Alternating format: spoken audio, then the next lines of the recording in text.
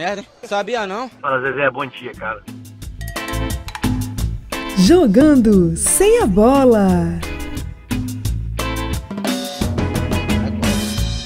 Bom dia, boa tarde, boa noite a você que está assistindo agora, ou você que vai ouvir no futuro, ou vai assistir no IGTV no futuro. Seja bem-vindo ao Jogando Sem a Bola. Eu sou Will Pereira e hoje estou na companhia de um dos grandes árbitros do futebol brasileiro, Kleber Wellington Abad. Começou em 1999, certo? Acertei a data. E se aposentou em 2011, inclusive apitando um jogo do time que eu sou torcedor, que é o Figueirense. Salve, salve, prazer. Obrigado por estar aí conosco. Boa noite, Will Pereira. Boa noite, bom dia, boa tarde a todos os internautas que assistem o Jogando Sem Bola, que no futuro assistirão nesse nosso bate-papo. É um grande prazer ter aceito, ter recebido este convite. Na verdade, eu fiz o curso 9697, no segundo semestre de 97 já comecei a trabalhar nas categorias de base de São Paulo, mas a partir de 1999 já ingressei no quadro da CBF, e o meu último jogo, inclusive, pela CBF foi Avaí Figueirense 1-1 em 2011, lá na Ressacada. E mandar um grande abraço para o pessoal da UNOESC de Joaçaba, onde existe um laboratório lá, comandado pelo professor Rudy José Nodari, onde nos ajudou com os nossos trabalhos de TCC na época, o qual eu falei sobre dermatografia em árbitros de futebol, um trabalho que depois foi transformado em artigo científico e foi apresentado em Wembley, num congresso da FIFA e da Isokinetics. É um trabalho que foi em nível de arbitragem, ele era inédito em nível mundial. E o estado de Santa Catarina possui excelência nesse assunto para o mundo, inclusive. Então, até consegue explicar um pouco como é que foi esse trabalho? Tem alguma lembrança do... Sim, claro.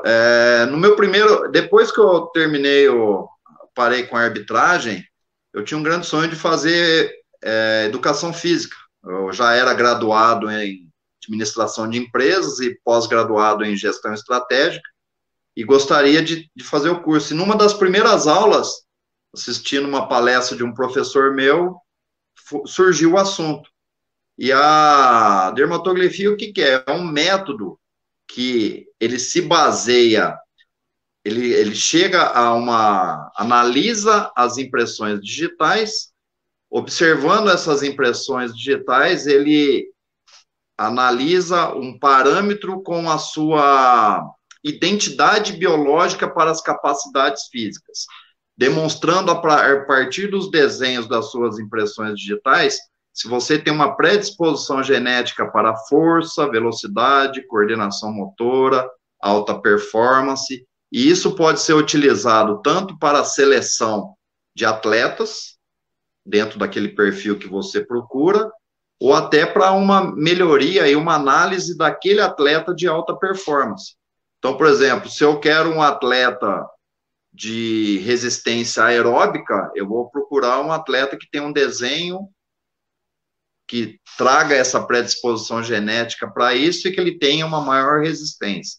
Então, os desenhos das impressões te mostram isso, baseado que ele é formado junto com o mesmo tecido do cérebro, do seu sistema nervoso central.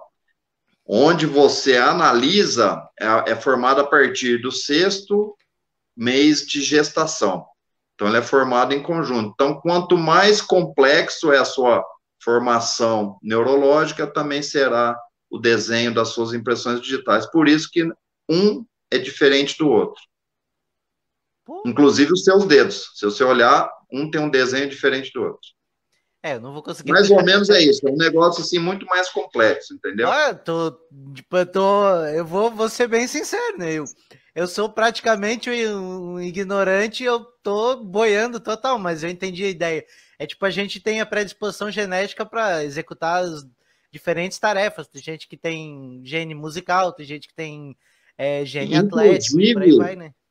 Inclusive, no lado, eu vi que você gosta muito de música, existe um estudo, porque você tem cantores de ópera, ele precisa ter cordas vocais que são bastante resistentes, porque uma ópera dura bastante Muita tempo, pressão, né? E também muita Isso. pressão. Então, você tem a diferença de cantores de shows mais curtos e de cantores de óperas. Existe um estudo que existe uma predisposição que o desenho da impressão digital tem uma ligação com esses cantores que para óperas, para você selecionar isso daí. Então, vamos trazer para o futebol. Cada posição dentro do futebol, você tem uma característica diferente. Então, o lateral, por exemplo, é aquele que tem que ir e voltar o tempo todo. O goleiro precisa de mais agilidade. O centroavante é aquele que ele não precisa correr o tempo todo. Então, baseado na sua predisposição genética, você consegue falar para o pai, ó, você quer que o seu filho seja goleiro, mas será que ele não, sendo um lateral pela essa capacidade que tem, ele não vai ter mais sucesso? Ele vai ter que se esforçar muito mais para ser goleiro do que para ser um lateral, um volante. Você consegue direcionar, você encurta. Na academia, a mesma coisa. Se você tem uma capacidade de resistência muito grande, eu vou te dar treinos longos com menor intensidade. Se você tem uma capacidade anaeróbica maior, eu vou te dar treino intervalado, para você chegar na sua melhor capacidade física. Então, aquele negócio de você chegar na academia, faz 3 séries de 15 com 70% da repetição máxima, essas coisas, até aí eu vou ajustando. Você se adapta bem no primeiro mês, aí eu ajusto a sua planilhinha. Eu encurto esse espaço, porque eu consigo identificar antes e já vou direto para você ter mais resultado. E você, como cliente, vai estar mais feliz.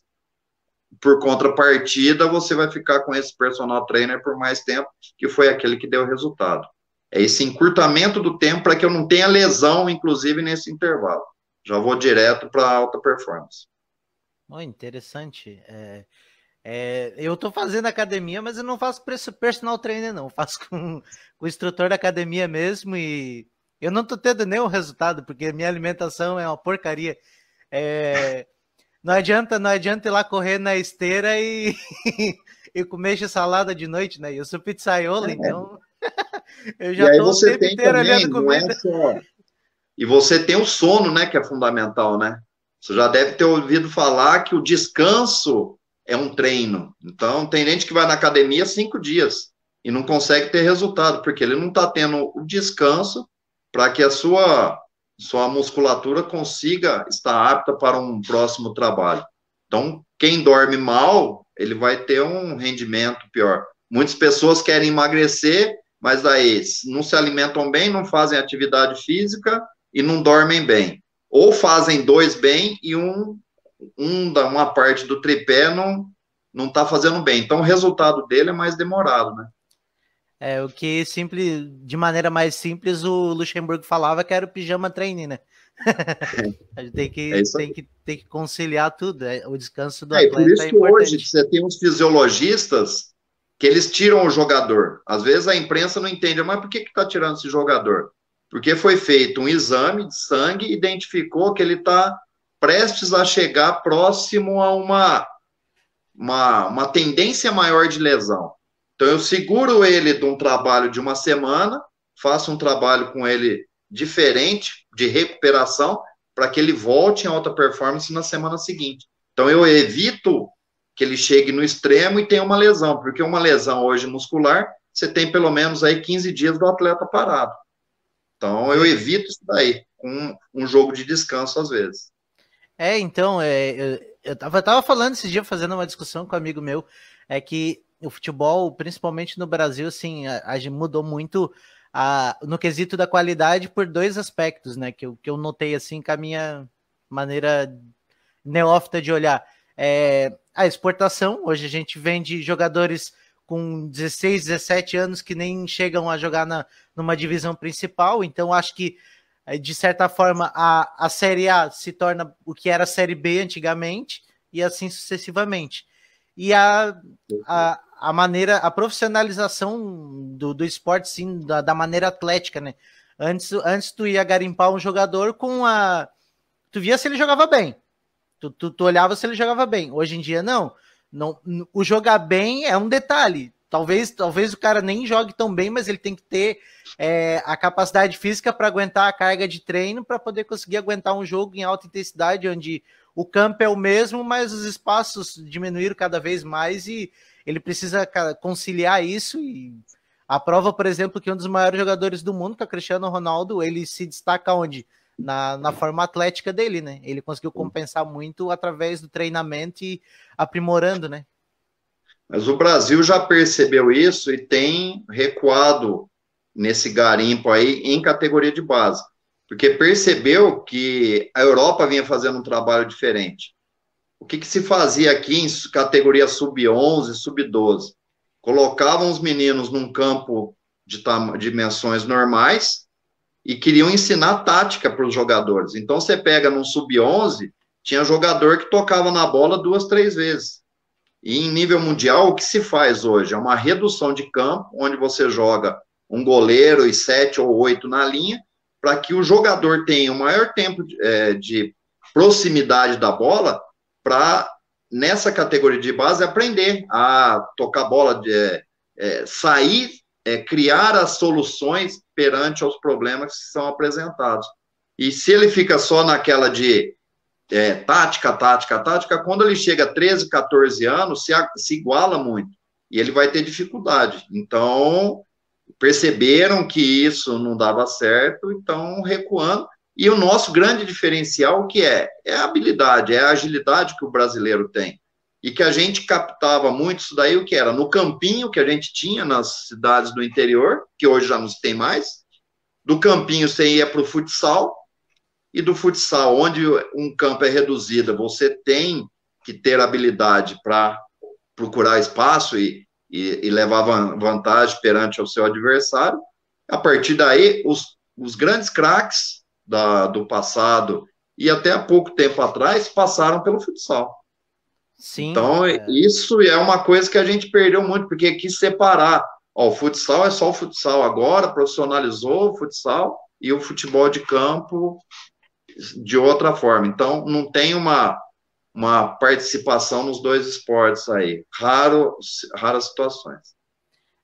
Temos vários exemplos de jogadores que surgiram através do futsal exatamente pela essa capacidade de resolver os problemas em espaço curto e em pouco intervalo de tempo, e bem como os passes curtos em alta velocidade, domínio e tal. E você tem toda essa experiência... As peneiras têm sido dessa forma agora. As peneiras têm sido em campo reduzido. Que é ali que você vai ver se o jogador leva jeito ou não. Eu noto, do assim... ponto de vista psicológico, né? Eu noto uma coisa, assim, principalmente na questão da análise de futebol e os técnicos e tal, que a gente viu aquela Espanha modorrenta de 2010, que tocava a bola para o lado o tempo inteiro e achava aquilo bonito. E parece que agora o padrão do Brasil, para ser efetivo, é tocar e ter posse de bola o tempo inteiro, e às vezes até abrir mão do erro, da tentativa de tentar um drible, alguma coisa, em prol de manter a bola, como se... Eu acho que é uma maneira bem atravessada de ver o futebol. O que eu percebo de diferencial, principalmente aquele Barcelona, que é do tic-tac que eles falavam lá, é que aquele Barcelona, ele tinha a posse de bola na frente da área adversária. Então, ele ficava tocando a bola de um lado para outro, como se... Eu até comparava muito, porque o futebol, ele tem muita coisa do basquete também. E o Muricy era um técnico que adorava assistir basquete, porque ele usava tanto o ataque como defesa do basquete para fazer um paralelo com o futebol. Então, o que eu percebia naquele time do Barcelona, e ficou muito claro quando tem aquela final com o Santos, ele ficava no mais básico do basquete, aquele de categoria mirim, que você fica, a defesa está marcando em zona e você fica mexendo a bola até que um dos defensores abaixa o braço, porque cansou. quando abaixa o braço, você faz uma assistência e o outro jogador faz a bandeja. Para mim, o time do Barcelona era exatamente isso. Ficava tocando a bola até que a defesa comia mosca, dispersava ali, e aí eu fazia um lançamento para a cara do gol. E aí, com a capacidade técnica dos jogadores que tinham do Barcelona na frente do gol, por isso que faziam gols muito fáceis. Agora, no Brasil, a posse de bola é na defesa. Então, sai com goleiro, lateral, zagueiro, quarto zagueiro, lateral esquerdo, e volta, e volta, e volta, e não passa. Tanto é que nós temos, no meu entendimento, nós temos muitas dificuldades quando vamos jogar Libertadores ou até as seleções, quando as equipes que não saem para o jogo, que são ditas, né, times menores, eles fazem 2 linhas de 4, não conseguem filtrar. E aí, quando joga a bola para um dos craques, você faz a falta, você para todo o jogo. Então, você percebe, mesmo se tiver com um jogador a menos, eu faço 2 linhas de 4 e o brasileiro só fica para cá e para lá. Aí, o que ele faz? Quando a bola chega na lateral, ele cruza a bola na área para cabecear, mas aí eu vou ter um goleiro e 2 zagueiros grandes lá. Então, na verdade, hoje o futebol inglês é o que era o brasileiro antes, com um pouco mais força, direto, e mais lealdade. E o nosso futebol não era nem o inglês, parece o escocês de antigamente, que era só cruzamento e cabeçada. Tanto é que o número de lesões de cabeça no futebol brasileiro é um número elevado, porque a bola só fica lá em cima. Então, na minha cidade, que tinham 2 times da segunda divisão da década de 50, que tiveram vários craques aqui, esses jogadores aí não iam nem passar no treino, porque eles já detestavam que o cara lançava a bola. Tem até frase, charadas aí, que os caras falavam assim, ó, meu filho, isso é da década de 50, já começa a ser as histórias, né? Ó, a bola é de couro, o couro é da vaca, a vaca come capim. Então, a bola tem que correr na grama, não é? Ela não é ave que ela tem que bater asa, não é feito de... Então, os jogadores da época, eles queriam o quê? Jogar a bola. Então, é bem isso daí. O futebol brasileiro, a maioria dos times lá, joga a bola para lateral, cruzamento na área. E quando tá perdendo, mais ainda. Então, ficou feio de assistir futebol, na verdade. Os jogos que são bons de assistir é quando existe aquela trocação. E, tipo, quando você abre mão, às vezes, da bola para tentar um passe, tu também bagunça um pouco o time, mesmo que tu tome um contra-ataque, pelo menos o time adversário, ele abriu um pouco a linha dele, e caso você recupere a bola, você pode, tipo, tentar sair em velocidade e tal, bagunça o jogo. Agora, quando fica os 2 times se estudando, só cruzando bola, e às vezes a própria perda da posse de bola, ela ocasiona num bagunçamento, entre aspas, do jogo, que pode abrir espaço, o tal quando tu proporciona o contra-ataque, tu pode ter o contra do contra-ataque e pegar o time saindo, às vezes se arriscar um pouco faz parte do processo. Isso. Futebol paulista tem mostrado isso. Tem equipes do interior que não tem a posse de bola que as outras equipes têm e estão ganhando jogos. Você pega o time do Novo Horizontino e do Mirassol, são 2 times que vão passar para a segunda fase e eles não têm essa característica de posse de bola. É sim de uma transição muito rápida da defesa para o ataque para pegar a defesa adversária não montada, né? Exatamente. E você era jogador antes de virar árbitro, né? Tipo, teve toda essa parte de fazer peneira, de jogar várzea e eu acho que isso ajuda muito na arbitragem. O árbitro ter jogado futebol. Mesmo que você não tenha sido um profissional de primeira divisão. Mas eu acho que ajuda muito, porque nesse time de contato físico ou contato legal, essa simulação, a conversa, aquela pressão, aquela conversa de técnico, você percebe que ele está falando uma coisinha, mas é só para criar um ambiente no jogo. Muitas vezes, isso também acontece muito parecido com o basquete, porque eu joguei basquete também. Muitas vezes o técnico do basquete, ele avisa o árbitro antes, eu falo, eu preciso tomar uma técnica, porque meu time está dormindo. Ele vai lá, reclama, tal, o árbitro vem, dá uma técnica nele, Ele avança, entra na quadra lá, toma uma técnica, e o técnico pede um tempo, aí fala um monte para os jogadores, o time dele volta de uma forma totalmente diferente, motivado. Então, isso também é uma coisa que às vezes o técnico está querendo dar uma reclamada, que é para agitar o jogador dele, que está dormindo em campo. Então, isso eu acho que facilita. Vários árbitros que chegaram em alto nível jogaram futebol. Eu cito muito o Wilson Luiz Seneme, que hoje é presidente da comissão da Conmebol. Ele chegou a jogar, ele jogou no Guarani, jogou na Grêmio São Carlense e foi seleção paulista de categoria de base. Um dos melhores árbitros que tem hoje no Brasil, no meu entendimento, no ponto de vista de posicionamento, de tomada de decisões, é o Rafael Claus. O Rafael Claus é um camisa 10 canhoto, daquele que não olha a bola. Ele chegou a jogar União Barbarense e tal. Tanto é que uma vez de quarto árbitro comigo, o cara começou a reclamar muito comigo, eu falei, ó, seguinte, você falar mais um pouquinho, eu vou falar pro presidente contratar o quarto árbitro lá, que era o Klaus. Ele joga bem melhor que você, tá de árbitro. Você não joga nada e tá aí dentro de campo. Ele vai pagar mais barato e vai jogar. Ele jogava muito, muito, cracaço de bola. Então, isso daí, o craque de bola, quando ele tá em campo, ele tem um conhecimento diferente daquele que nunca jogou bola. Sim. Aquela do você sobe para cabecear, são situações assim mínimas, subiu para cabecear, você tomou um empurrãozinho nas costas, aquilo ali não tem jeito de simular, porque você já está sem o pé no chão, está sem equilíbrio. Né? Então, qualquer movimento nas suas costas, você faz o movimento de braço para se proteger.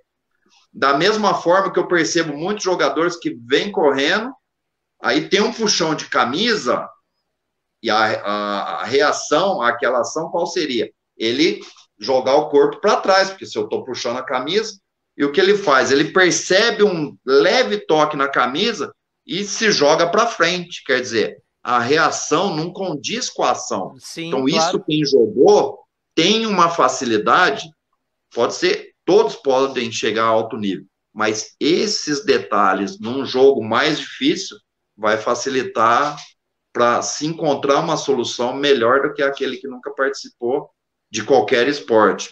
Você participou de basquete, outros, futsal, essas coisas, também tem essa capacidade o time do jogo, que eu costumo falar, é aquilo que acontece ali dentro de campo. E o juiz, ele pode... uma coisa que eu notei, assim, muito, eu gosto de acompanhar, às vezes, o jogo pelo viés da arbitragem, eu vejo que, às vezes, um árbitro, ele pode estragar o jogo, às vezes não dando um pênalti ou dando uma, sabe, expulsando o jogador, mas eu digo, às vezes o árbitro ele pode estragar ou melhorar a partida, a condução, exatamente por essas pequenas faltas, tem a interpretação de não ficar picando o jogo o tempo inteiro. Às vezes, em alguns jogos também eu notei que às vezes o árbitro faz isso de propósito, porque não sei se ele está com o preparo físico adequado para ele não ficar indo e voltando o tempo inteiro, a partida está muito acelerada para ele começa a picar a partida para se preservar em campo. Existe também essa situação, por exemplo, eu não estou preparado fisicamente, não consigo correr, então eu vou acabar segurando o jogo para que não tenha velocidade esse jogo. Mas o árbitro que tem essa vivência de campo, o que ele consegue perceber? Existem faltas que a gente costuma dizer, existe aquela falta que nunca vai ser cartão, aquela que para todo mundo é amarelo e aquela que para todo mundo é vermelho. Costumo dizer até assim, até para o pipoqueiro que está de costa lá vendendo sua pipoca, pelo barulho que fez, ele fala, não, esse é para vermelho. Então é para todo mundo. Só que nós temos faltas intermediárias. Nós temos aquela falta que é pouco se você não der cartão, mas é muito para amarelo. A outra é pouco se você der amarelo, mas é muito para vermelho. Então está aqui, bem no meio. E nessas situações, o que você faz? E aí você pode estragar um jogo. Se todo mundo está se respeitando, e aí você tem uma falta intermediária, a do laranja. Se todo mundo está se respeitando, por que você vai tirar um jogador de campo? Não, Sim. você dá o amarelo porque há um respeito entre os jogadores. Por outro lado, se o jogo já está pegando fogo, esse mesmo amarelo para o outro jogo é vermelho.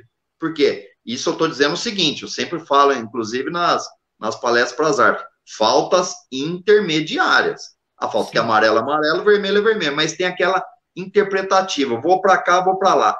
Essa condução do jogo, essa vivência dentro do campo de jogo, faz com que eu leve a partida e não estrague a partida. Então, às vezes, eu não mostrar um vermelho numa situação dessa, eu vou chegar no jogador e vou falar para ele, ó, saiu pouco do nível do que está a partida. Mantenha a tranquilidade aí, porque você extrapolou, você chegou quase no nível para vermelho. Então, é rua, abre a baga. Não, nem precisa falar a próxima, porque ele já vai entender, né? Ó, você saiu do nível das faltas estão vendo no nível assim. Então você saiu. Como o jogo tá, e o cara também que sofreu a falta entendeu, assim, a entrada de jogo um pouco mais forte, beleza. Mas se é um outro jogo, não ia ter a segunda chance. Então, essa vivência dos árbitros, e por isso que acabam chegando em nível mais elevado, porque conseguem levar partidas de nível mais difíceis com uma tranquilidade maior. E é isso que eu acho que é fundamental na arbitragem. E eu acho o árbitro, quando chamam o árbitro de juiz, faz sentido, porque o juiz, ele por exemplo, principalmente agora que tem os ministros do STF, que todo mundo fala, todo mundo tem uma visão diferente do mesmo escrito, da mesma regra. Cada um aplica a regra de acordo com a situação, de acordo com a maneira que ele enxerga a situação. O árbitro também, ele não pode ser totalmente arbitrário, como falam, de pegar e seguir a risca ali o que tá. Ele tem que entender o jogo e dar o andamento para o jogo da maneira mais adequada. Na verdade, o objetivo principal de um árbitro qual que é? Legitimar o resultado. É mediar, Se ao final da partida ele legitimou o resultado, ele cumpriu com a missão dele. Agora, outra coisa também que você precisa analisar as características de campeonatos. Por exemplo, eu sou paulista, tem uma característica do futebol paulista. Se eu vou apitar um jogo entre dois times cariocas, principalmente um pouco mais para trás, porque hoje no Brasil está ficando muito igual, mas um pouco mais para trás, que a maneira de se jogar o futebol era diferente, o jogo no campeonato carioca, ele era mais tocado que no paulista. O paulista era mais força. Eu comparo até no futebol antigo, seria assim, o paulista era o campeonato italiano, mais batido, e o carioca era o futebol espanhol, mais jogado. Mais leve. Até os zagueiros sabiam jogar. E aí, se você vai para o sul, por exemplo, você vai fazer um Brasil de Pelotas e Pelotas, o clássico de Pelotas. O jogo é outro, totalmente diferente. Então, aquela entrada um pouco mais forte que tem do futebol gaúcho, você tem que entender que aquilo ali faz parte do jogo, desde que não seja violento. Então, a disputa de bola mais forte, ali é válido, porque ambos estão na disputa da bola, não está tendo uma segunda intenção de lesionar o atleta.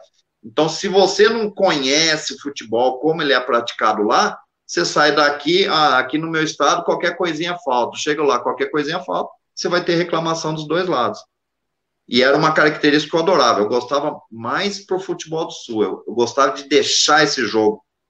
Agora, se você quer deixar o jogo ser jogado e os próprios jogadores não querem, aí acontece muitas vezes do árbitro estar picando esse jogo porque ele quer deixar o jogo correr. Bom, os jogadores não querem e aí o jogo fica feio também. É verdade. E tem uma coisa que você acompanhou, foi basicamente, foi o primeiro, se eu não me engano, foi o primeiro árbitro a usar a comunicação, né? No ponto.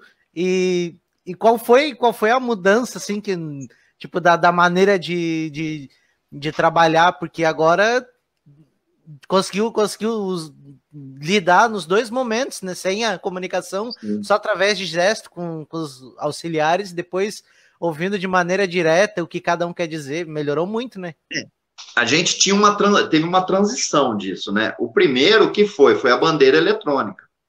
A bandeira eletrônica já ajudava bastante, porque às vezes numa situação que você dava as costas para um lance para verificar se tinha sido um lance de pênalti ou não pênalti, se tinha um lance de impedimento, alguma coisa, o próprio bip você já olhava rapidamente para o seu assistente e não demorava para olhar. Alguns sinais também que a gente, por exemplo, ao invés do assistente interferir numa jogada diretamente, antes ele bipava para te chamar, então, pelo que você definia no plano de trabalho, você já sabia o que estava acontecendo, e esse primeiro uso do comunicador, mas foi bem engraçado isso daí também, não foi aquele negócio que foi treinado, não. Eu, na sexta-feira, às 5 horas da tarde, recebi uma ligação, e a ligação foi assim, ó, o presidente queria estrear o comunicador no jogo, no clássico de domingo. O que você acha? Se o presidente falou, eu vou ser a pessoa que não vai querer? E aí, ó, vamos utilizar, tal, chegamos mais cedo, fizemos teste, tal, tava tudo bonitinho. Só que quando encheu o estádio, a comunicação não era igual com o estádio vazio. Então, deram alguns ruídos, como era normal de acontecer, mas tinha que iniciar, foi o primeiro, tal, e a partir dali, no primeiro ano, os equipamentos não eram tão bons. No segundo ano, a gente já passou a usar o mesmo comunicador que usava na Copa do Mundo. E aí era canal aberto entre os três, só o quarto árbitro que precisava apertar o PTT para entrar na conversa, mas ele ouvia o que os três estavam falando. Então, assim, tudo isso precisa de transição, de treinamento. Com alguns árbitros, foi ruim trabalhar com eles, porque quarto árbitro, principalmente, eles ficavam o tempo todo falando, como se estivesse radiando o jogo ou comentando o jogo. E aí te atrapalha a concentração para tomada de decisão. Então, você tinha que chegar no vestiário, ó, maneira e deixa a cabeça livre um pouco para a gente prestar atenção no jogo. Mas aí foi se criando, por exemplo, você não falaria assim, ó, o time tal vai substituir. Você só falava assim, troca. Troca, você olhava para lá, sabia que alguém ia entrar, alguém ia sair.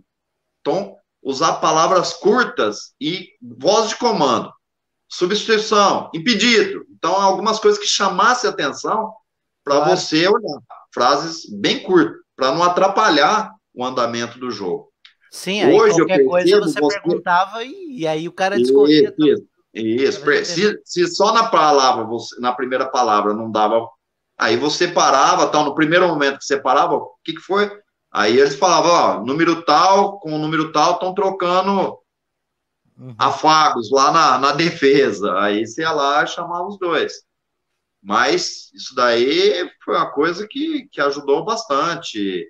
E depois vieram as câmeras, tal. Tudo isso daí vai, que nem o do VAR, melhorou bastante.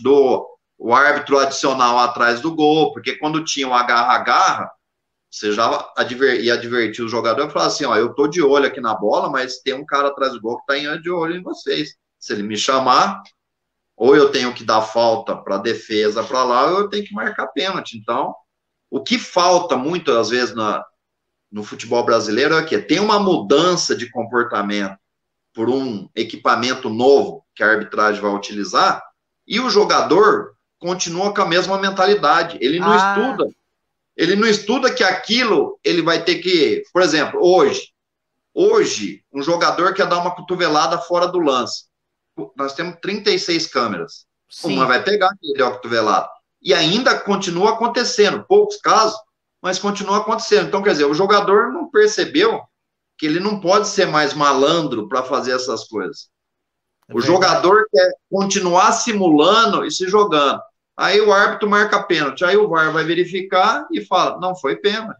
Então, se ele tivesse continuado com a posse de bola dentro da área, provavelmente ele dando o corpo, sabendo que tem umas técnicas que o jogador de ataque sabe fazer. Por exemplo, eu estou numa grande velocidade, eu dou freio bruscamente, o zagueiro vem e me atropela. É pênalti. Então, se eu continuasse, provavelmente eu sofreria o pênalti. Não, eu prefiro me jogar.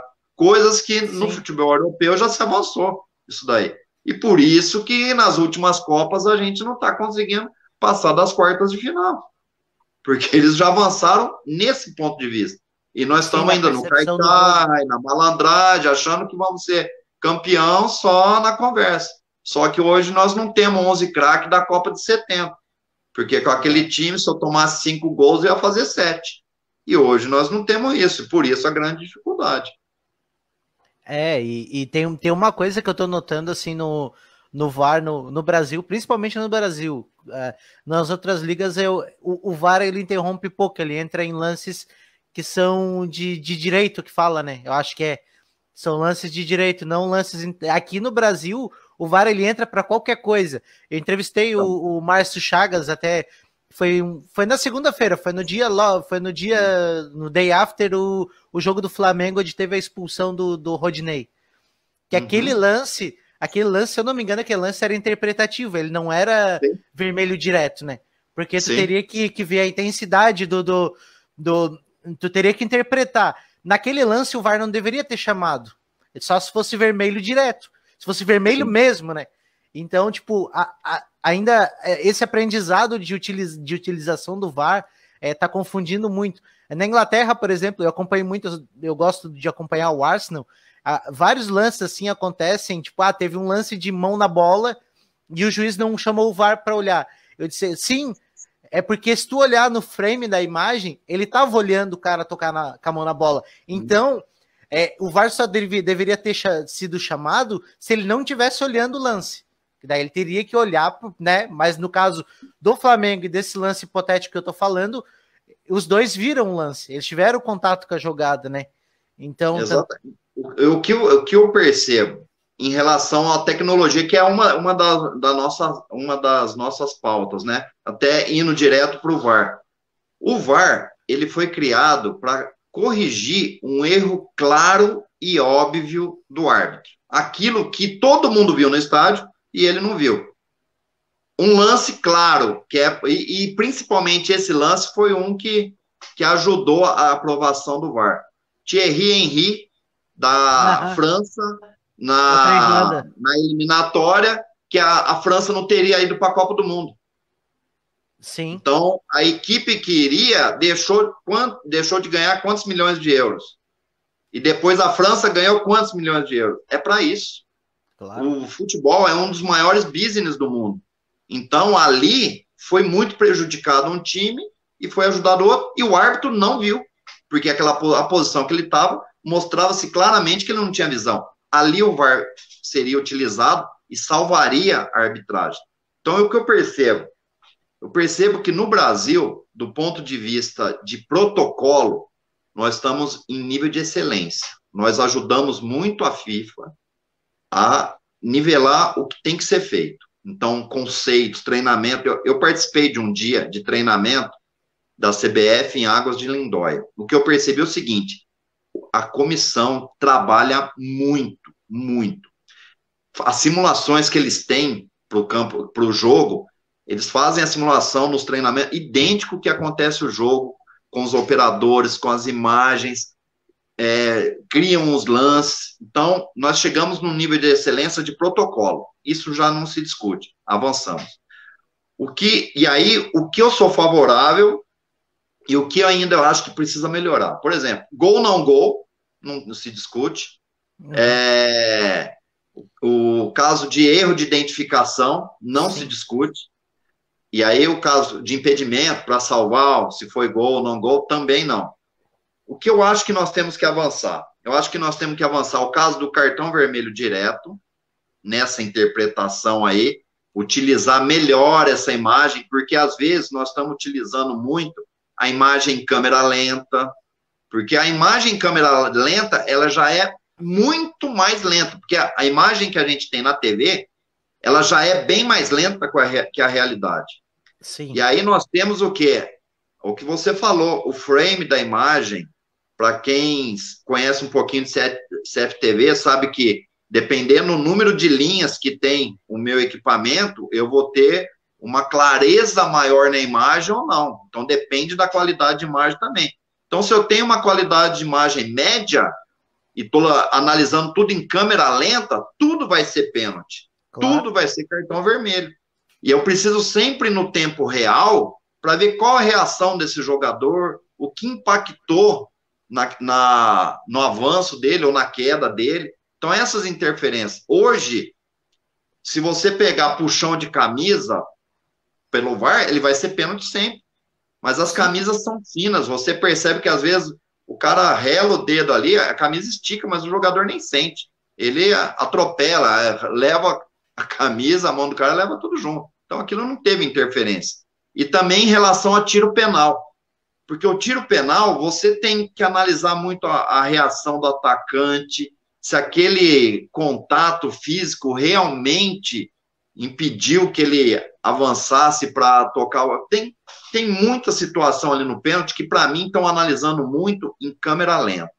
E aí, o que é o VAR? Porque não se chama o VAR. Isso é bom deixar claro para todos os nossos internautas. O VAR que chama o árbitro. Nunca o árbitro pode falar assim, ó, perdi a jogada, vê para mim aí. Isso não pode. Isso não pode, é o inverso. Se você tem um erro, o VAR te aciona. E aí, onde que eu acho que nós precisamos melhorar? Então, protocolo, não se discute. Protocolo, treinamento, CBF, tá tudo ok. Aí nós temos que avançar em equipamento, para mim.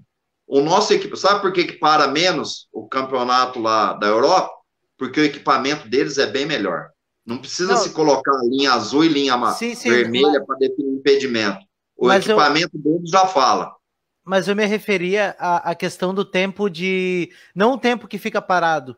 Eu digo o tempo que... A quantidade de vezes que o VAR é acionado lá é menos do que aqui. É isso. Eu vou chegar nesse ponto, por que para tanto. Eu vou deixar esse por último. Então, primeiro, o equipamento melhor, para já perder menos tempo na parada. Os operadores de equipamento também, porque eles são ótimos operadores de imagem. Mas o que eles conhecem de futebol e de regra de futebol. Isso é fundamental. Claro. Porque eu sou um ótimo conhecedor do equipamento. Mas se eu falar para ele, eu estou aqui operando o VAR, eu preciso uma imagem para DOGSO. O que é DOGSO? DOGSO, o que é? É a sigla para impedir uma situação clara de gol. E para eu analisar uma situação, se impedir uma situação clara de gol, eu tenho que analisar 4 deles. Domínio, direção, que eu fui, a distância e a disposição dos meus defensores. Então, se eu falo para o cara que eu preciso analisar isso, ele já tem que buscar o quê? Uma visão ampla para que eu consiga fazer tudo isso daí. Se ele não sabe qual é, ele não vai dar a imagem que eu preciso. Então, isso é fundamental também. As câmeras que são utilizadas no Campeonato Brasileiro são as mesmas câmeras utilizadas para transmitir o jogo para o público. Então, são câmeras para mostrar o quê? O show. Mas eu não quero essas câmeras, eu quero câmeras para decisões técnicas. Então, a disposição das câmeras são diferentes também. Então, precisaria ter um jogo de câmeras só para arbitragem. Então, isso tudo do ponto de vista de hardware e software. Isso já ajudaria bastante.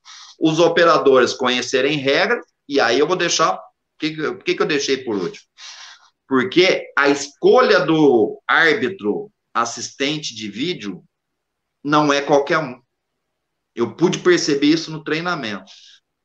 Você tem que escolher as pessoas certas para trabalharem no VAR. Primeiro, ele vai trabalhar sob pressão o tempo todo. Imagina um árbitro que está apitando, ele apita no domingo e vai no VAR na quarta. Ele, no VAR, erra. Quando ele voltar a apitar no domingo, o técnico vira para ele e fala assim, meu filho, nem com a imagem você acertou, você vai querer fazer graça aqui dentro de campo? Perdeu a moral. Então, o cara que vai trabalhar no VAR, ele tem que ser um cara que tira 9,5 ou 10 nas provas de regra. O 8, 8,5 não dá. O 8, 8,5 dá para apitar. Porque você tem a reação do jogador, um timezinho para esperar o que foi, para buscar aquilo na memória. Então, o árbitro que está apitando, ele tem até ali uns 3 segundos pela reação tal, buscar, forma o pensamento e toma a decisão. A partir do momento que ele tomou a decisão, o cara que está no VAR, ele tem milésimo de segundo para falar, para ou não para. Porque se ele demorar para criar o raciocínio, o jogador colocou a bola em jogo de novo, perdi o time, não pode parar. Então tem que ser, ele tem que saber o quê? Muito de regra, ele tem que saber muitos princípios do futebol e tem que ter uma grande capacidade de formar pensamento e raciocínio lógico a partir desse conhecimento e o que ele viu. Então, ele tem que ser rápido, muito rápido. E aí, a partir do momento, porque muitos, o que acontece? Ele para, mas aí ele está sem um livrinho de regra. Tem muitas coisas, muitos lances, que são lances complicados. Se aquilo não está muito assim, definido, como que é aquilo mesmo, essa regra com aquele princípio, eu estou perdendo tempo. Eu pude perceber nos treinamentos que às vezes os meninos paravam e falavam, é isso, isso, isso. Mas ele estava falando errado. E aí ele está passando uma informação errada para o árbitro. Quer dizer, aí o árbitro vai ter que corrigir ele. E nós tivemos outro dia lá para decidir se foi pênalti ou não, 8 minutos. Quer dizer, se demorou 8 minutos para decidir se foi ou não foi pênalti, segue o que ele decidiu no campo. Porque o VAR, quando se fala que ele foi criado para corrigir erros claros e óbvios, é que ele busca a imagem, analise 4 ângulos diferentes e os 4 ângulos vão falar, foi pênalti. Sim. Se um dos ângulos disser, tenho dúvida, segue o que o árbitro decidiu dentro de campo, porque a proximidade do árbitro, a análise da reação, às vezes a visão dele é melhor do que o ângulo da imagem vai mostrar. E isso que eu acho que não estão percebendo. Estão abandonando. Mas eu estou aqui a 1 metro, eu consegui ver isso. Essa imagem não é a melhor imagem. E aí o árbitro, com medo ou com receio de não seguir o que está lá na imagem, ele muda uma decisão deles que às vezes era, para mim, a melhor decisão. E vai pelo que foi falado do VAR, às vezes até contrariando o princípio da regra. Por quê? Porque a imagem mostrou lá que na câmera lenta teve um pisãozinho que... Não. Então, isso que eu acho que está parando muito. Então, quem está analisando, ele tem que ter toda essa... Que hora que eu vou parar? Vou parar para corrigir erro claro e óbvio e tenho angulação para mostrar para o árbitro, vai para a câmera rapidamente que eu tenho os 4 ângulos que é falta. Como acontece lá na Europa. Esse time que tem aí, eles olham. Um ângulo é pênalti, no outro ângulo não é pênalti, segue. Tem dúvida aqui, vai seguir o que você decidiu, vamos embora. Tem um comentarista de arbitragem que eu gosto de acompanhar na Rádio Gaúcha, o Diori Vasconcelos, que ele fez todo o curso de arbitragem da CBF e tal, e ele jornalista, né? E aí, então, ele diz que o VAR ele é igual um seguro de carro. O seguro de carro, tu só utiliza o seguro de carro se o prejuízo for grande a ponto de compensar o pagamento da franquia. Perfeito. É isso aí. Ótima comparação. É bem isso daí mesmo. E eu vou salvar ali o meu preço. Então, essa correlação é bastante importante. Porque se eu vou tomar uma decisão que vai continuar em dúvida, por que eu vou alterar o que eu decidi em campo? Exatamente, claro. Segue o que está em campo. E o protocolo diz isso, que se eu não tenho uma câmera conclusiva, a decisão deve ser mantida o que o árbitro decidiu em campo. E isso tem que estar muito... Só o protocolo do VAR tem quase 100 páginas. Nossa. Então, para você ver como o árbitro hoje... E outra coisa, o árbitro moderno, ele está com um complicador a mais. Porque além de todo mundo que falava na cabeça dele, o cara do VAR também fica falando na cabeça dele o tempo todo, se for um árbitro que está parando o jogo toda hora. Porque se ele não está parando o jogo toda hora, quando ele falar, você sabe que é alguma coisa grave. Verdade. Então você imagina você trabalhando lá de pizzaiolo e vem o chefe e fala assim, não, eu preciso de mais molho e tal, põe mais orégano e tal, e vem outro e fala outra coisa, mas a massa tá assim e tal, e você fala, vem aqui e faz.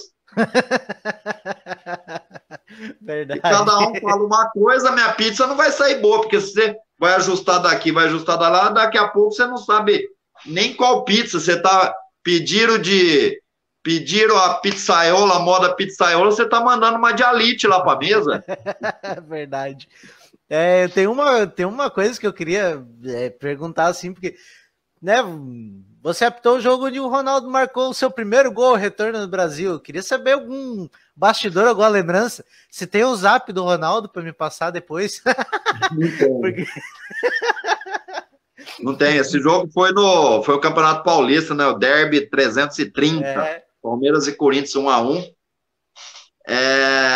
Eu sempre acabei, eu digo assim, que sempre eu dei sorte que as coisas acabavam acontecendo, que se transformava em história. Então eu sou um árbitro que nem quando mostrar o gol do Ronaldo no mundo inteiro, eu vou estar lá. Fui eu que jogo eu vi ao vivo. Estava no jogo lá, né?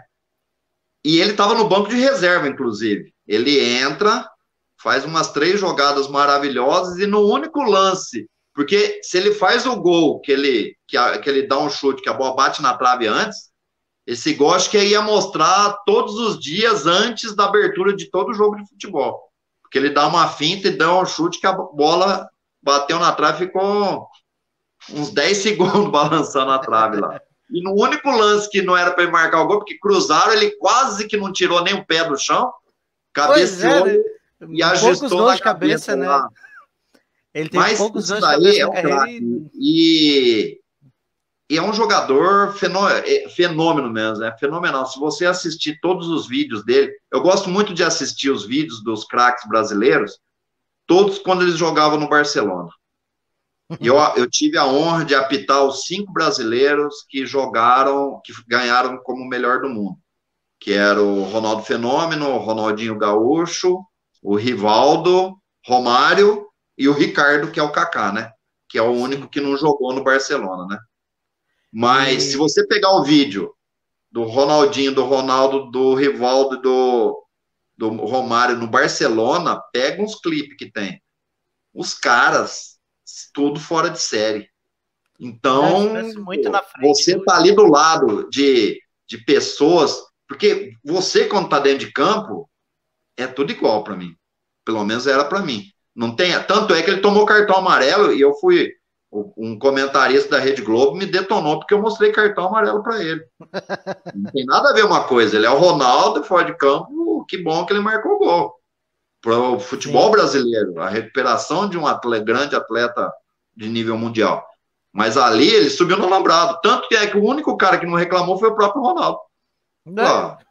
Tá certo, você mostrou, tá certo. Porque aí não existe interpretação. Porque... A gente falou no início que algumas situações têm interpretação. Aí não. Regra clara. No alambrado amarelo, acabou. Então, essas coisas que te traz muita felicidade hoje, eu tenho anotado todos os jogos que eu fiz desde a minha estreia no Campeonato Paulista. Eu tenho um caderno com todos os jogos do Campeonato Paulista e outro caderno com todos os jogos do Campeonato Brasileiro. E aí, de vez em quando, ficar folheando ele, lembrar, porque cada jogo tem uma história. Alguma coisa aconteceu, com quem você trabalhou, ou era referência para alguma... nesse jogo aconteceu isso, nesse jogo foi o retorno, que nem quando o Roberto Carlos retornou para o Brasil, que ele foi jogar no Corinthians, eu que estava trabalhando, quando o Wagner Love voltou para o Brasil, que voltou para o jogo do Palmeiras, era eu que estava trabalhando. Então, cada jogo, esse jogo apitei foi o jogo que eu teve o maior público na minha carreira, que nem o maior público meu, acho que foi eu apitando 57 mil pessoas. A minha cidade tem 57 mil pessoas. Quando eu entrei em campo, eu falei assim, nossa, minha cidade está toda dentro do campo. Só para fazer uma correlação do que é uma pressão. Então, isso é muito emocionante. Para quem é do esporte, você está dentro do campo, mesmo não jogando como árbitro, meu sangue na veia, minhas veias estavam sempre inchadas. Quanto mais emoção, quanto mais difícil, eram os jogos que eu mais gostava. Por quê? Porque eu sou apaixonado pelo esporte. Agora acabou o programa que vai para o Instagram. Daí vai ter um extra que vai ficar também tem o canal do Jogando Sem a Bola no YouTube. Se você ficou curioso, gostou da história, vai ter mais um pedacinho ali no YouTube que eu tenho mais umas coisinhas para perguntar de histórias do futebol que algumas pessoas certamente lembram e são inusitadas e tal. Não, eu ia dizer do exemplo ali é que tipo, numa situação hipotética onde tá nos 40 do segundo tempo, tu tá ganhando de 2-0 e aí o último jogo, não tem, o cara pode perder 2 jogadores que não tem problema. Aí tu bota a bola dentro dá um chutão dentro da área e desloca o goleiro. O goleiro para, o jogo atrasa, espera atendimento. Geralmente os árbitros eles não restabelecem todo o tempo de jogo, né? Porque se fosse restabelecer exatamente todo o tempo de jogo, um tempo teria 1 hora e pouco, porque o jogo é muito parado, o jogador cai o tempo inteiro, existe muito atendimento, bola fora de jogo. Então o cara poderia se beneficiar, toma amarelo, dane-se, toma outro amarelo, dane-se. Dá para fazer esse revezamento e garantir o resultado tranquilo no último jogo de final, principalmente agora que é jogo único, né? Não, e aí ficaria mais claro ainda o quanto ele teria que dar acréscimo, porque se eu não parei o jogo por substituição, eu só tenho acréscimo por lesão. Uhum. Só tenho acréscimo por lesão real. E aí fica fácil de eu falar, ó, cada vez que entrou a maca, ó, avisa seu técnico lá que vai aumentar 1 minuto. Ah, o goleiro caiu, ó, tem mais 1 minuto. Então eu consigo cronometrar melhor. Isso daí também futuramente é uma coisa que poderia se mudar, né? Porque a FIFA pede o quê? 60 minutos de bola em jogo. Se você fizer 30 por 30 parado, hoje, eu passei o final do ano passado, eu fiz uns 35 cronômetros de bola em jogo no futebol brasileiro e peguei mais 11 jogos do Campeonato Paulista. Raros os que passam de 60 minutos.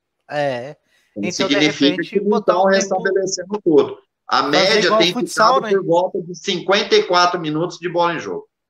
Fazer igual o futsal, então, parar o cronômetro. Eu tô te falando, se fosse 30 minutos, era um tempo ideal para o jogo. E aí não teria tantas quedas, tantas paralisações, porque sabia que o tempo estava parado. Exato. O jogo ia fluir muito mais. Mas é que, tipo, de novo, né? Olhando a Europa, assim, parece que o jogo ele anda mais.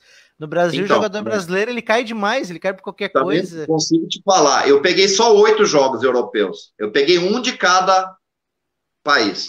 Peguei um da Espanha, um de Portugal, Itália, um holandês. Só teve 2 que não passaram de 60. Um deu 59, porque o jogo foi o italiano, foi um jogo que estava 4-0 e que deveria dar acréscimo no segundo tempo, porque teve paralisações. E como estava 4-0, o árbitro acabou com 45. Então, se ele desse 2 minutinhos, teria chegado nos 60. E um do campeonato português, pela mesma situação, que deu 58 e 40. Então, os outros, teve o campeonato holandês, deu 63 minutos de bola em jogo.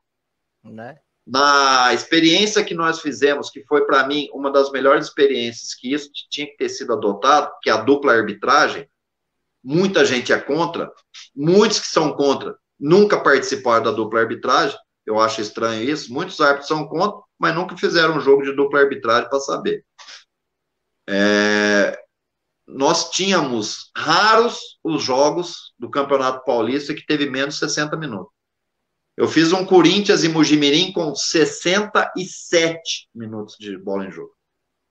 Então. Se você tem o maior tempo de bola em jogo, você tem uma possibilidade de maior número de gols, que é o que o torcedor vai lá ver. Exatamente. Com menor índice de cartões e menor índice de falta, que a gente conseguiu baixar. Naquela época, se tinha 50, 60 faltas por jogo, a média caiu para 30 e poucas faltas. Depois, que é muito ainda. Hoje se tem jogo com 19 e tal, mas no Campeonato Brasileiro essas coisas tá próximo de 30. Então, com 2 árbitros, você tem jeito também de deixar o jogo mais livre, aquilo que você falou. Mas o árbitro fica segurando porque a capacidade física dele não é boa. Com 2, não tem jeito. Você cansa da mesma forma. Aliás, você cansa na mesma intensidade, só que de forma diferente, porque daí você dá um número de sprint maior, porque quando a bola está do outro lado, você pode descansar. Então, você faz um trabalho intervalado. Então, a bola veio para o meu lado, eu consigo dar sprint e tá em cima. A bola foi para o outro lado, eu fico comandando aqui a situação, porque às vezes ficou um jogador conversando com o outro, tem o técnico ali, eu faço um comando e vou inclusive também parecido com o basquete, eu vou avanço até na metade do campo, um pouquinho para frente, e eu encaixoto a jogada. Então, o árbitro que está no ataque, ele abre e fecha para conduzir a jogada, o que vem da defesa, ele avança ou recua, E ainda hoje seria melhor ainda, porque o árbitro assistente hoje, ele tem mais liberdade para trabalhar nos lances em relação à regra 12. Então, você imagina você ter uma jogada encaixotada, que você vai abrindo, vai fechando, o jogo fica muito mais rápido. A intensidade do jogo fica muito mais rápido. Então, eu não sei por que boicotaram tanto essa experiência.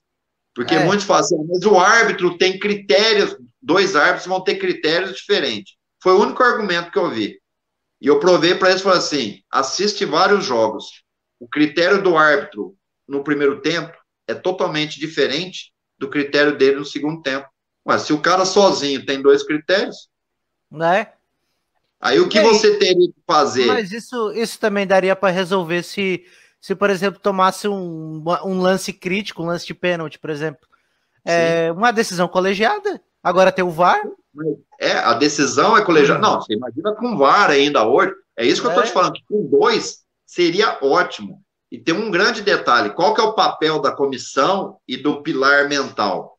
É identificar árbitros. Então, se faria ali grupo de 6 árbitros, 8 árbitros que pensam a vida da mesma forma, têm um perfil muito parecido, e essas pessoas trabalhariam em conjunto fazendo um rodízio. Você não vai pensar um que é extremo A com o outro extremo B e vai colocar no mesmo jogo. Vai dar problema, claro. Um pensa de uma forma, outro pensa de outra forma, mas isso você consegue evitar, porque hoje você tem um trabalho psicológico, se trabalha a psicologia do esporte na arbitragem. Então, tudo, na época nós fizemos, já foi um sucesso, sem ter todos esses aparatos que tem hoje. Com tudo que tem hoje, o futebol ficaria... O brasileiro ficaria ótimo, muito ótimo. E acaba aquele negócio só do árbitro, que até as grandes empresas, a decisão é colegiada hoje. Porque você tem, entre os 2, você tinha um que era o árbitro número 1. Em caso de dúvida, tal, vale o que o 1 decidir. Mas hoje teria o VAR. Ainda em complemento. Quer dizer, não teria, nem precisaria do 1. Vão os 2 analisar lá. Então, você imagina a intensidade que se daria ao jogo. Claro, se você substituísse todo mundo e que tivesse dupla arbitragem. Erros, claro que vão continuar tendo erro. Erro vai continuar. Isso faz parte. Agora, você tem uma minimização de erros em prol do quê? De ter mais gols. Se você tem, repetindo, se você tem mais gols, você vai ter tempo na televisão para mostrar os gols e não para mostrar um jogo 0-0, o cara fica falando que a camisa do árbitro está parecida com a do time B, fica lance polêmico que não é polêmico. Então, um lance que, geralmente, um gol, você repete ele 2 vezes, em ângulos diferentes. Então, tem um gol normal e mais 2. Um jogo com 6 gols, você tem que repetir 18 vezes. Quanto tempo você vai demorar? O tempo de TV é caro. Então, para mostrar 18, você não tem outro tempo para mostrar as outras coisas. Então, mostra gol. Se o torcedor vai a campo e fica feliz, o que ele vai fazer? Ele vai comprar mais produto do futebol e daquele time. Tendo mais compra, os times estão mais ricos, eu contrato jogador melhor, que vai fazer jogo melhor. Então, olha o círculo que eu crio em prol do futebol e finalizando com o maior business. Então, tem hora que eu acho que o pessoal não trabalha em prol do esporte. É que nem alguns canais de TV que tem a transmissão do jogo e fala que a federação não presta, que a CBF não presta, que a bola é ruim, que os jogadores são ruins, que a arbitragem não presta. Uma vez eu falei para um repórter, falei, nada presta para vocês. Como que você consegue vender patrocínio? Porque se você vier na minha empresa, mas você quer vender um produto que não presta para mim? O meu nome tem que estar linkado a um produto ótimo, não a um produto que vocês mesmos falam que não presta. E aí esse repórter, inclusive, a partir dali ele não falou mal, mas dos campeonatos. Porque eu acho que de vez em quando falta dar um clique no pessoal, né? Você tá dando um tiro no seu pé, né? É verdade. Por isso, patrocínio Jogando Sem a Bola. É um ótimo programa. Olha o naipe da conversa. Não, mas o projeto tá começando ainda. Eu acho que, 1h30 de conversa, tomei muito do teu tempo e foi um baita de um papo, aprendi um monte sobre futebol, relembramos várias histórias aí Espero que tenha se divertido como eu me diverti. Falar de futebol é muito bom. É uma paixão comunicar e deixo um minutinho para as suas considerações finais e agradeço o pessoal aí por ter ouvido. Eu só tenho que te agradecer, Will, e parabenizar pelo programa Jogando Sem a Bola. Tenho certeza que será um grande sucesso, porque essa conversa descontraída em assuntos importantes, eu acho que é isso que o povo está precisando, né? A gente conversar sobre coisas sérias, mas de uma forma leve, né? Porque o dia a dia não está tão leve, né? Então a gente está precisando muito disso. E eu acho que as pessoas do Brasil precisam abrir um pouco a cabeça do ponto de vista do futebol para que o nosso futebol melhore. Nós estamos ficando muito para trás. E como eu disse anteriormente, nós não temos 11 craques da Copa de 70.